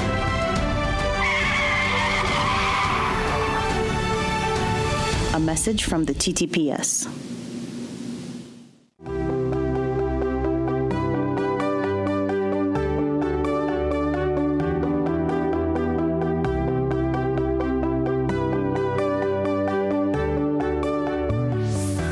Political leader of the Unity of the People there in Tobago, Nkosi Phillips, joins me on the Zoom line to treat with the THA elections. Days away. Let me extend New Year greetings to you, Nkosi, and I look forward to our discussion. I know you're always on the ground there, and you could give us in real time what's the sentiment in Tobago. Good morning, Nkosi. Welcome. Pleasant good morning to you, pleasant good morning to the listeners, and Happy New Year, and wishing everyone a good and prosperous New Year ahead of us, which wouldn't be that much of a prosperous one, but Happy New Year even though. Ngozi, I want to ask you, I'm seeing where the Chief Secretary would have put forward an elaborate plan. It's almost like a 20-year, well, I guess this year will make it a 19-year plan in terms of his vision for Tobago, one that takes Tobago into 2045, thereabout, I believe it is. That's very bold, that's very, I would say, ambitious. And that also speaks to a sense of confidence that he, I guess, in his mind, sees the TPP and his particular role as Chief Secretary to be a rather extended one. Have you had a chance to take in the manifesto, view the plan, and is it something that, based on, I guess, his projection, is that even possible that he could be not just only in power this next THA elections, but for the next 20 years? I really don't know how to answer that because I try to be very professional. So all I will say is, I think, a lot of people like to dream dreams, and, it's election time, so everything that comes out of somebody's mouth, especially his, you have to be very careful to tape it. So therefore, when they rewind it, when they say that they can't remember, you'll be able to play back. But on the other hand, I can't speak for his manifesto, what plans he has put out. He has his vision for his party and for his supporters, but it's not a vision for the people of Tobago whereby the people of Tobago shall benefit. What I will say for unity of the people and my participation within this election is that I will focus on my constituency that I would like to be elected for, and the things that I would do if elected for my constituency, along working with whoever is in or to lead the administration going forward. But in regards to the TPP's put forward of their manifesto, I know some of the things in there is part of my manifesto, but we'll leave that for next time. Well, what's part of your plan and what gives you the encouragement to keep trying, Nkosi? Because naturally we know elections, it's won via the machinery that brings people out on the day. Elections are won on election day, and part of that machinery calls for capital, major investment, money being spent. I heard allegations of money being given to supporters in hand. I know obviously you don't have the resources and the capacity to do such, but you keep putting your hat in the ring every single time, and sometimes, I remember the last time the turnout for your party, Unity of the People, was rather a small one. What gives you that encouragement to keep putting your hat in the ring, knowing that you're up against some titans? No, I'm being bold, and I'm being bold. The fact of the matter is that I'm using my brains, I'm using what I'm seeing in front of me. I can put myself as one of the best politicians here in Tobago especially, because I don't have to pay people to vote, I don't have to bribe people or promise persons things to get a vote, I don't have to read off a paper, I don't have to read off the advice of somebody. I am literally giving my heart and my humanity to what is the purpose of being a representative for a constituency. The fact that some persons are politically illiterate or they are politically blinded by party and politically blinded by what they can get for themselves and not for a community, it's their loss. And that's why I continue to push and to fight, because one day, I don't know when they will wake up, but they will wake up and see that they would have lost someone who really actually cared for taking Tobago forward and to taking the constituency of Buku Pleasant forward. Now, I will continue to fight, because at the end of the day, I have my nieces and nephew, and plus I'm seeing where we could develop Tobago. But as I said, money and greed and persons pushing for those big music trucks and stuff, that's not what I'm about. I'm about solving issues, putting policies and plans for economic development within the constituency, within Tobago, youth entrepreneurship, and putting policies and programs that works and having a voice in the Tobago House of Assembly that can overlook this two-party system. We need to break that curse, and that is why I'm continuing to push, because there needs to be a break in this system of the two-party system. Yeah, understood. Now, the push towards the 12th, obviously campaigning, canvassing, you're on the ground. What seems to be the big ticket issue? Many were suggesting the radar, but now with what transpired over the weekend, I guess that's not, and that transpired so seamless with the extraction of President Maduro. Whether the radar played a part or not, the fact is all this talk of we will be, in harm's way, and it's almost like there were many suggesting that rockets might come our way and they will take out the radar. Clearly that's not taking place. So is that radar scenario now a back burner issue? Well, what's the real issue since the happenings of this weekend when he was walking the ground Saturday and yesterday? Is that radar still part of the conversation in Tobago? As a political leader to unity of the people, I am going to stand bold and strong and say I am literally focused on what happens next. Comparing to the other political parties who are clashing against each other on personalities and who wants to get in power, I am focused on where do we stand as questioning our Prime Minister and the Chief Secretary for Adjusting on a voice of concern for our safety and security as citizens. Yes, I'm focused on the Tobago House of Assembly election, but I'm also concerned, where are we now? We have not heard from the Prime Minister, nothing at all, period. We have not heard from the President of Trinidad and Tobago. I had to ask the question, who is the President of Trinidad and Tobago? Because she's the commander of the armed forces and the chief commander, and yet we are not hearing nothing. We are just hearing persons coming to work to shut down the army, the police barricade. We've seen barricades. Nothing is happening. So as a political leader to the unity of the people, I am doing what I'm supposed to do, trying to keep in contact with the UN and persons where I have internationally to keep abreast, because the media here, and I'm saying it plain bold, the media here in some of these media houses, they are not bringing real and factual information to the people of Trinidad and Tobago. Because on the other hand, first, the Prime Minister says she's not a part of it, but yet I saw a broadcast where the media houses are saying Trinidad and Tobago is complicit, and they're calling out the Prime Minister's name. So as the political leader, I am focused on, yes, getting a seat in the theatre, but I'm also focused on trying to have dialogues, trying to find ways of what happens next to Trinidad and Tobago. Where does Trinidad and Tobago sit in this whole scenario?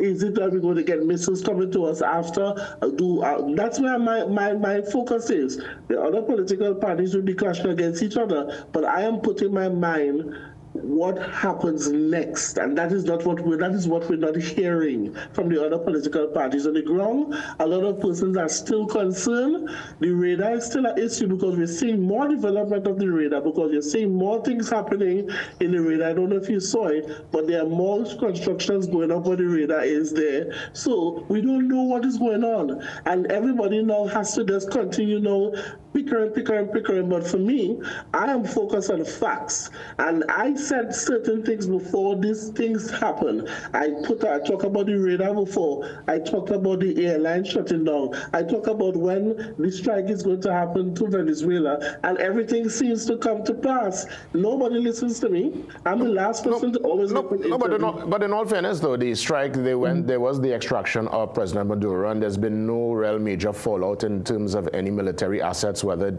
the ones planted here in Tobago or anywhere else. It was literally in and out, and the place is more or less, it's a kind of wait and see at this point in time. So I guess we can't really speak to something that does not exist. We cannot speak to something that does not exist, but we have to look at history. We have to look at what has happened in the past. We have to also look at the threats that have been sending. China's response, look at Russia's response. Look at other world leaders' response to this. Other world leaders have put their response, some for and some against. What is happening to our leaders, our Prime Minister of Trinidad and Tobago and our Chief Secretary outgoing? There's no voice. So you have to be concerned still. You said outgoing Chief Secretary. You're confident that Farley will not be in office come January 13th? that was a vision, but I'm hoping that, it doesn't come to pass where he is going to be back in that seat at all period. I think we need a strong leadership. And we need a strong voice to stand up for the voice of the Tobago people and to let Tobagonians be safe and secure by having a leadership that will stand strong and firm. Whatever the people choose, I will respect it. Yeah. And it's up to the persons to choose on that day of the January 12th. Nkosi Phillips, any change in terms of the interaction between you and the Chief Sec? It's still pass straight answer? Same pass straight. Nothing is going to change on my end. As I said, I'm the professional one here, and that is the unprofessional one. So unfortunately, for me, listen, I'm not losing anything. My focus is on the people of Tobago, the people of Trinidad and Tobago, especially my humanitarian work and my social initiative and programs. And where is at the end of the day, the talk on, as you mentioned, your focus is on the people. That talk of autonomy, is that still a major talking point when you speak? I heard him mention it again, using another ticket card and talking about What's your take on it? What's your take on it, though? You want that for Tobago? Right now, Tobago cannot stand on its own. Seeing the economy as it is right now, tourism is dead. The economy has not grown under the past administration in nothing.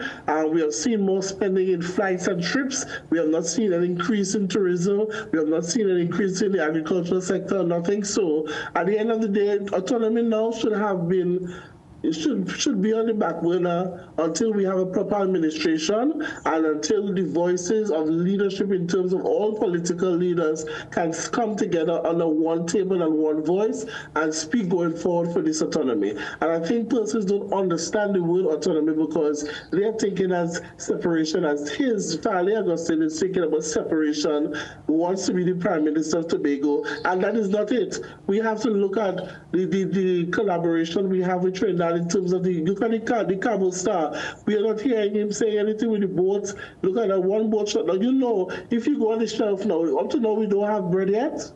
All the shelves are empty still. So this autonomy thing, it has to have strong voices and the mindset of persons who understand autonomy and where Tobago is supposed to sit. Because as I said, if I was the Chief Secretary, if I do become the Chief Secretary, my first thing is to sit with all the leaders, the political leaders of Tobago, and treat with having Tobago's voice in CARICOM, and having Tobago's voice at the United Nations level.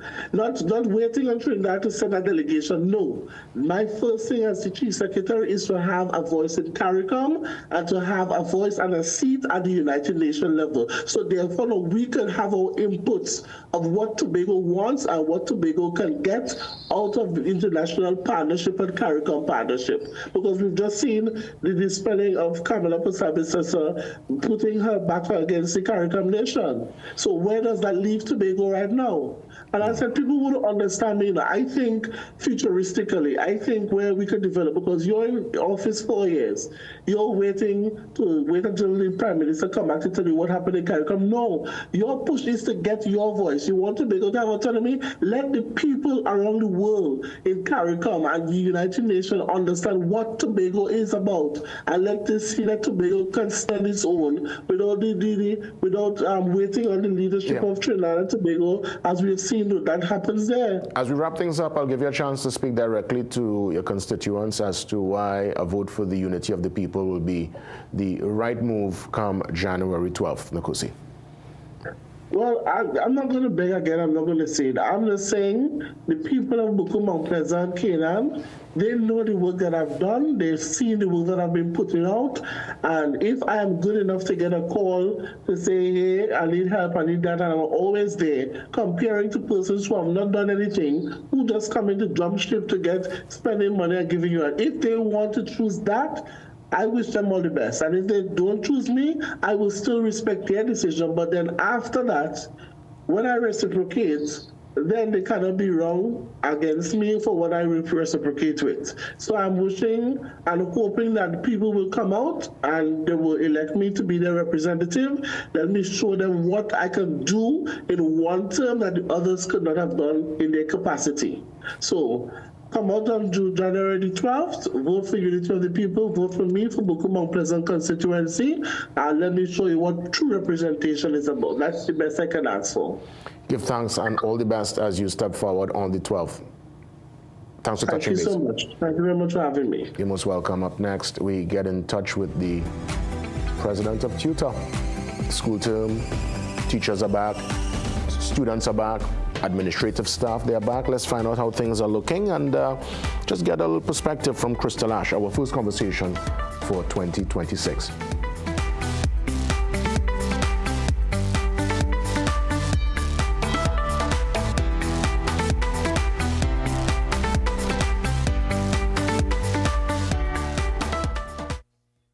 At Guardian General Insurance, we know your home is more than just a building.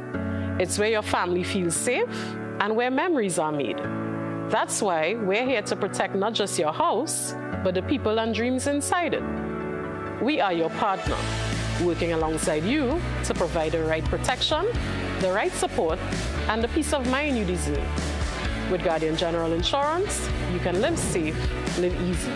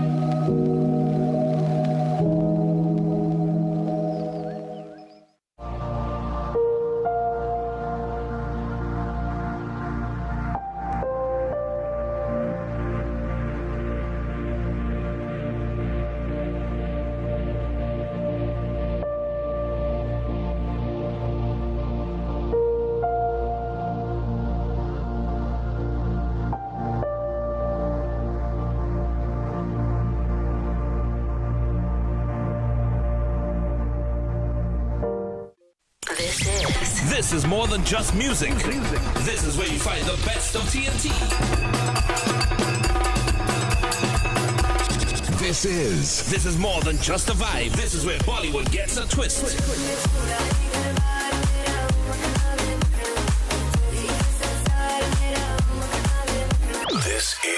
This is more than just energy. This is Bhangra and indie pop too.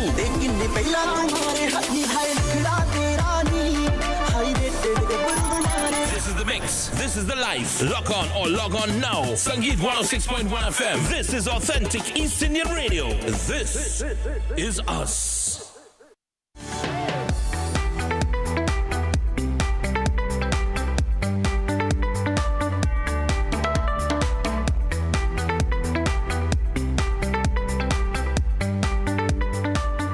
Crystal Ash is here with me, president of Tutor, to get into our New Year discussion, the beginning of the new term. And by all means, we want to wish administrative staff, the teachers, the students, everyone who are part of that education ecosystem, great first day out, and all the best for this second term of the school year. President Ash, Happy New Year. Great to see you, man. Happy New Year to you as well, JW. Thanks for having me, and all the best to you and your family for the new year, the station and everything. I also like to take this opportunity to wish the members of the teaching service, all principals, teachers, all members whatsoever, if it is that you are a cleaner, you are part of the system, and most importantly, our students. So we welcome all of you back to school. Let's have a beautiful, productive day and a beautiful and productive term. Indeed, President. Thanks so much for the greetings and the warm wishes. All systems go today. From your vantage point, having your conversations during the season, over the weekend, is it that everyone within the system will be back out today? Is Unfortunately not. We have just a few schools that are not open today for what's we have one in Port of Spain. We have the Richmond Street Anglican. Any particular reason? They had a rodent issue, but the Ministry of Education would have come in. They would have communicated with the public health department, and a lot of things were put in place over the weekend. And there was a notice saying that the school will actually open on Wednesday. Okay. So we're hoping that everything will be. Basically, I believe that they would have done everything that they could possibly do at this point in time, and it's just left up to sanitation and so on in preparation for reopening Wednesday. Okay. Yeah. Is that the only school that we know of? That I am aware of? No. Remember, the information hasn't really come up. We get it from our membership, right? Yeah. But I'm also aware of a sewer issue in Barataria Boys RC Primary School. They have a situation where it was the sewer was backing up, and they actually were working on it up to yesterday. And the principal was told it would be ready, but last night they would finish. So I'm not sure if they were able to be up and running this morning. Okay. Those are two that I am aware of. I'm not sure if there are any more. Because I know most of the structural work normally would take place during that July to August. That is the largest time period here, because the Christmas and the Easter vacation, they're very short periods. Yeah. And you really can't get as much work, because sometimes if you go in there and you realize there's something more, there's additional work to be done. Where do you get the time? It's true. So it is an issue. So we know that the ministry is trying their best, and we appreciate and we applaud the Ministry of Education for their efforts. And we want to encourage them to continue same, and we look forward to supporting them. Well, I know last year you were part of the news cycle towards the end, because we had a conversation, and right after you said you're going to meet with members from the Ministry of Finance and the CPU and all of that, and obviously we saw via the papers that some headway was made. Yes. Is there going to be in real time remuneration, that back pay issue being resolved in 2026? What's the latest regardless regarding the wage negotiations? Right. So we would have settled and signed in April of 2025. Right. So that period would have been 2020 to 2023. That's the period we would have negotiated upon. The CPU had said, listen, you're going to get your money he's been given instruction by the finance minister and so on to get your money by the end of January. So we're holding him to his word. We're holding the Minister of Finance to his word as well too, that we will receive all members of the teaching service, all members, whatever position, if you're a principal, school supervisor, everybody would receive the salary that they ought to receive in 2026, January month end. Right. So we have been in communication with the Chief Personnel Officer, Dr. Commander Darrell Daniel, and so all intents and purposes, he is trying his best. He would have put everything in place. And actually, just before I came in here, I was sending him a message just to remind him. So we communicate quite regularly, just to ensure that, listen, all mechanism that needs to be put in place to ensure that our membership, to ensure that our teachers, to ensure that every member of the teaching service, this is not just the teachers, you're talking about the teachers, the school supervisors, the curriculum officers, the DRE personnel, everybody will be receiving the correct salary that they ought to receive, that would have been negotiated and agreed upon in April 2025. So that's a big win for Tutor. Indeed. Big win. And the interaction thus far, it's, as you said, been cordial? With the Chief Personnel Officer? Yeah. He has told us, listen, I can do A, B, C, and D. If I cannot do those things, I would tell you. I would let you know. So he's transparent. Transparent, straightforward, thus far. And I'm the same way, so we have had no issue thus far. So we're looking forward to those salaries at the end of January for all our membership. And I believe, it will come to pass, but if any reason it does not, for any reason you do go over the line, come end of January is not in place, have you given that particular side of it any consideration just yet? Yes, Tutor has given that some level of consideration. That's why we will continue to communicate with the Chief Personnel Officer and the Ministry of Education, not just verbally, but we're writing as well. So we're writing, and we have little contingency plans in place and so on that we will not divulge at this particular point in time. So, yes. But in battle and so on, you have to be prepared all times, at all times. So we are prepared. Indeed. What's the general feedback you're getting from teachers getting into the second term? Obviously, the first term was that rollout where officers would have been part of the system, doing the community work within the school, given that layer of protection. Going into the second term, was a conversation like teachers, because I know we always talk about it, yes. What's the latest in that regard? And are they going to shift up some of these officers, or is it that the same officer will be assigned to a school for a particular period of time? Unfortunately, JW, I don't have any definitive answers to give you for some of those questions because we don't have any control as to who is deployed at the schools and so on. However, we would have gotten some feedback from some principals, some teachers and so on as related to the officers' presence. And many of them are feeling a bit more comfortable because some of the areas are high-risk areas. And in a high-risk area, you have a police officer who is actually on the compound. You will feel a sense of comfort. So we are looking forward to some empirical data being shared via the Ministry of Education. And once we get that information, then we will be able to do some analysis and so on. But we are still communicating, as I said, directly with our membership to find out. So hopefully next time I come here, I will be able to give you some more information on that. I will make sure, definitely make sure and look into that. Yeah, and I guess some of it too could also be recommendations when you have that kind of interaction with TTPS and other stakeholders, because I think there should be a rotation, because I'm thinking if an officer is there I don't want people to get too familiar. I mean, one person, yes, complacency sometimes steps in. Yes. But we would hope that our officers would be professional in the execution of their duties, and that will not happen. But I hear your point. For teachers who might run afoul of the rules of the code of conduct, I also wanted to ask you what happens in that regard if a teacher steps out of what's the established norms and does something that's contrary to what they've signed up for. What is expected and so on. And what's expected. But what happens in that regard? There's usually a process of progressive discipline. Progressive discipline starts with, first of all, whoever is the senior, the direct reporting officer. For example, if it's a teacher, the principal will be the direct reporting officer. So the principal will initiate the progressive discipline. The first part is just verbal communication. So you communicate with the officer, you find out what is the reason. Let us take an example. For example, habitually late. So every day you come to school late, there must be a reason. So the principal reaches out to the teacher, listen, what is going on here? So much minutes late yesterday, so much minutes late today. This can't continue because the children have to be taught at a particular time. So communication starts there. If it is after that, you try it's counseling, you try to talk to the teacher and try to see if you could find a solution, assist the teacher in trying to find a solution. If that doesn't work, well, then it has to go in writing. And then it goes further than that. And if it reaches to the point where you actually do the writing part, then somebody more senior, more than likely, a school supervisor, will come in and, upon the instructions of the Teaching Service Commission, will issue what is called a Regulation 90. Regulation 90 simply says that an officer senior, at least one incremental point above whoever he or she is investigating, will come in and do a thorough investigation. These investigation documents are then presented to the Teaching Service Commission, who then take it from there, and they go before, is either prepare a tribunal, person prepares defense. They can get support from tutor. Tutor has a team of lawyers.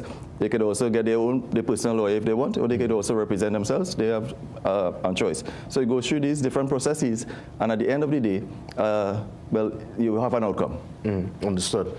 As we turn this calendar year, 2026, a year that it's a new page, a new chance to go forward with some of the objectives. What's your plan as president? What's the particular vision board for all those that you represent under the tutor umbrella for 2026?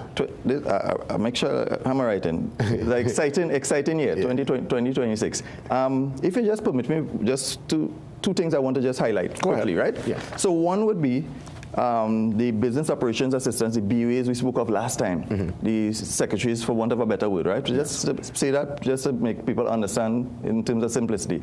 Last time we met, I told you that the contracts were coming to an end at the end of November. They didn't have a renewal, no communication, and so on.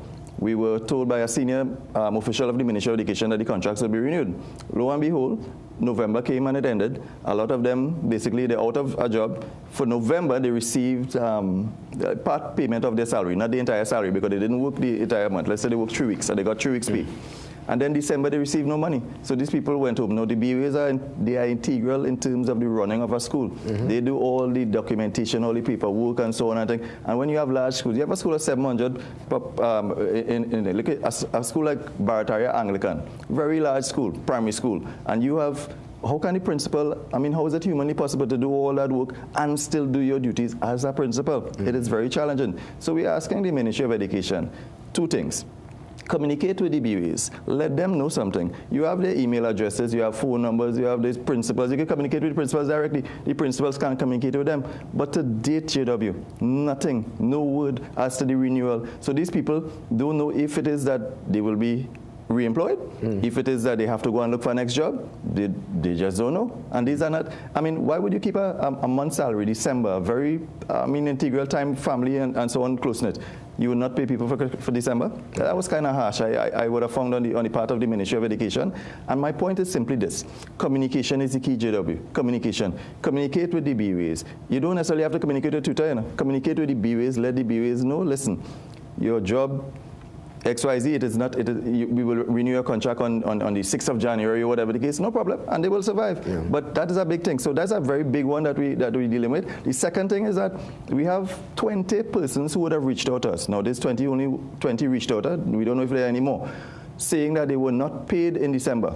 Again, December, Christmas, you want to buy your ham, you want to do what you have to do and so on and you have no salaries in the bank. They said there's some sort of glitch in the Ministry of Education. So I'm asking the Ministry of Education, especially the finance department, they have a finance and accounts department, to get your house in order, man. Because at the end of the day, people need to receive their monies. They're not asking for handouts, they're not asking for favors, they're simply asking to be remunerated for the job that they would have done. So in terms of the new salaries, January, yes, we look forward to that, and then we look forward to the back pay. The minister said, the finance minister said by the end of the quarter. So we gave them the time, do your calculation and so on and thing. Tutor is not an adversarial sort of organization. We give you a time, but we keep communicating with you. Like I said, verbally, in writing, messages and so on, no problem. We want to keep that line of communication open at all times. Right? We have the levels, the third schedule branch, which is we represent them as well. They would have fallen under PSA during the period that PSA would have just gotten the advance payment for. So when we spoke to the chief personnel officer, he basically said, listen, they were not identified at that point in time. However, now we have noticed, yes, we should have done it. So we're going to make sure that they get their advance of payment as all the PSA persons would have gotten.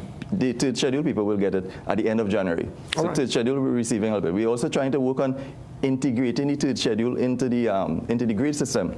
Right now we have grades, grade 1, grade 2, grade 3, grade 4, and so on in terms of teaching, right? Yes. But the third schedule, they don't fall into that. So what they have is an interim allowance with the salary.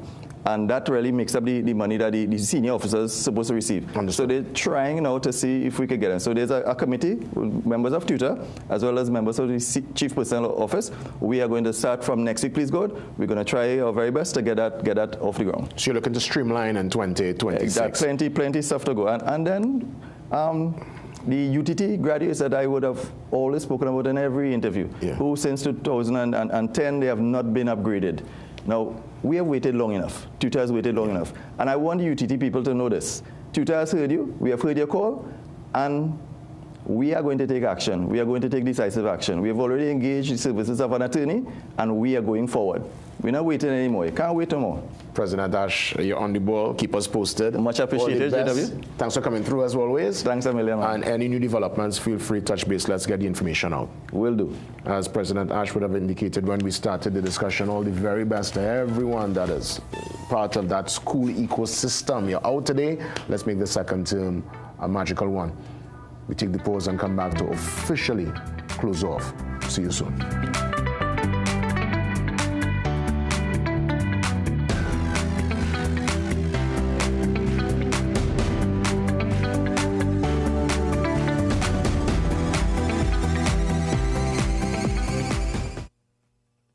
Magical Expressions Limited is the largest local importer and distributor of fresh cut stems, offering the widest range of beautiful flowers at the most affordable prices. We're celebrating Valentine's Day. For exclusive offers, call us at 701-6488 or visit our website to order. When the carnival pace pick up, Royal Castle is the most tasty and convenient stop. Welcome to Royal Castle's drive-thru. Whether we heading to the beach with chicken buckets and sides, having a house line with all the combos and sandwiches, or we stop by the castle to eat before the fete.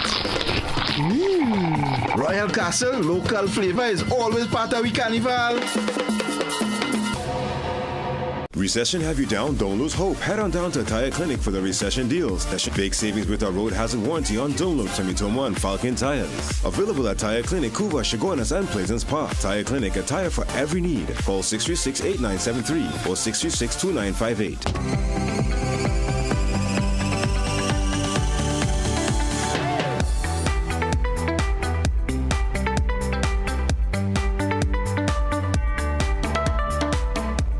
As we look to wrap things up, President Ash on his departure just indicated to me that the Tutor National officers are actually on the ground lending their support in all departments. He's actually heading to Northeastern today, the Sandy Grande area, to be there to treat with whatever issues come up. So, I mean, clearly you could see that he's, doing his work and making himself available to communicate. And that's what I was trying to tell the caller from Central earlier, from Chaguanas, that communication is important. Consultation is important when you are in a leadership position, and there's no excuse and there's no kind of explanation as to why a leader should not treat with such, whether it's in the corporate world, private sector, or public sector. Consultation and communicating with your stakeholders, which indeed are us, the citizenry, is of paramount importance, and I don't really want to, Anyway, listen, let's have a great one. Tomorrow's the next day. We'll try to, God spare, make it here again and bring you much more. Have a great one, TNT. Be safe and all the best.